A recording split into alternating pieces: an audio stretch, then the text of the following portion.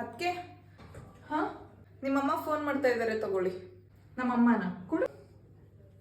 Hello, ಹಾ ಅಮ್ಮ, ಹಬ್ಬಕ್ಕ ಸರಿ ನಮ್ಮ ಅತ್ತೆ ಹತ್ರ ಒಂದು ಮಾತು ಕೇಳ್ಬಿಟ್ಟು ನಾನು ನಿಮ್ಗೆ ಫೋನ್ ಮಾಡ್ತೀನಿ, ಆಯ್ತಾ? ಅಮ್ಮ.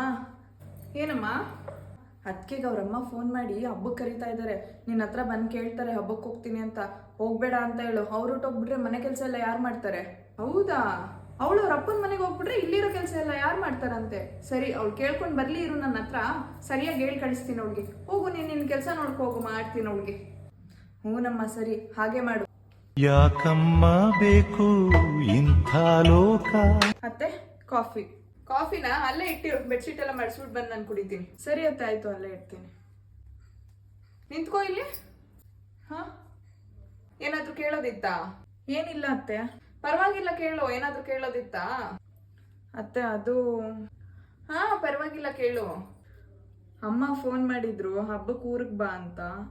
ಅಯ್ಯೋ, ಅದಕ್ಕೆ ಯಾಕಮ್ಮ ಅಷ್ಟೊಂದು ಬೇಜಾರು ಮಾಡ್ಕೊಂಡು ಕೇಳ್ತಾ ಇದ್ಯಾ? ನಾನೇನು ಕಳ್ಸಲ್ಲ ಅಂತ ಹೇಳಿದ್ನ ನಿನ್ಗೆ? ಕಬೋರ್ಡಲ್ಲಿ ನಿನ್ಗೆ ನಿಮ್ಮ ಅಮ್ಮಗೆ ಇಬ್ರಿಗೂ ಸೀರೆ ತಂದಿಟ್ಟಿದ್ದೀನಿ, ತಗೊಂಡು ಆರಾಮಾಗಿ ಹೋಗಿದ್ದು ಬೇಗ ಬಂದ್ಬಿಡು, ಆಯ್ತಾ? ನೀನಿಲ್ಲ ಅಂದ್ರೆ ನಮಗೂ ಬೇಜಾರಾಗತ್ತೆ. ಬೇಗ ಹಬ್ಬ ಮುಗಿಸ್ಕೊಂಡು ಬಂದ್ಬಿಡು. ಅತ್ತೆ, ನಿಜನಾ? ನೀವು ನಾನು ಹೋಗು ಅಂತಿದ್ದೀರಾ? ಮತ್ತೆ ನೀವು ಕಾವ್ಯ ಹತ್ರ ಮಾತಾಡ್ತಿದ್ದಿದ್ದು ನಾನು ಕೇಳಿಸ್ಕೊಂಡೆ. ಅಯ್ಯೋ, ಅದನ್ನ ಕೇಳಿಸ್ಕೊಂಡು ಹಿಂಗೆ ಬೇಜಾರು ಮಾಡ್ಕೊಂಡ್ಯಾ? ನನ್ನ ಮಗಳು ಬುದ್ಧಿ ನಿನಗೆ ಗೊತ್ತೇ ಇದೆ.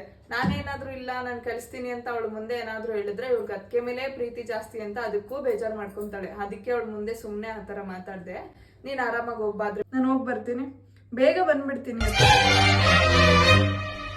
ಸೊಗಸು ಅನ್ನೋದೆ ಅಂದದ ಪ್ರಣಯ ಸಿಂಧೂರವೋ